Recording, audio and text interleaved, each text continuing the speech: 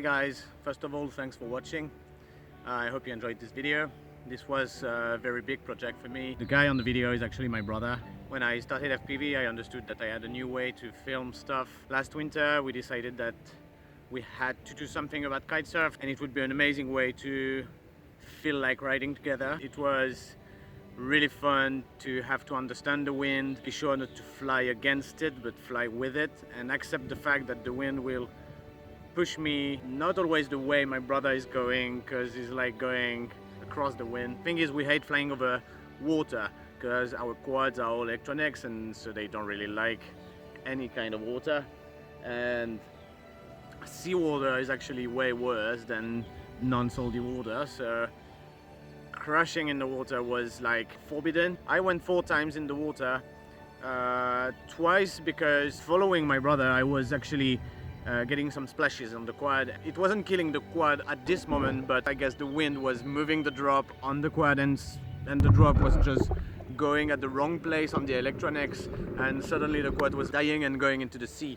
So obviously I knew that would happen. It's why we did cut a piece of foam I attached under the quad to be sure that we would retrieve the quad. So I understood that I just had to pack my quad in tape to try to make the drop not go on the electronics anymore, which works. The third time my quad got to swim was actually because during the move I suddenly was facing my brother from really close and the reflex was, let's just die, let's not go in his face.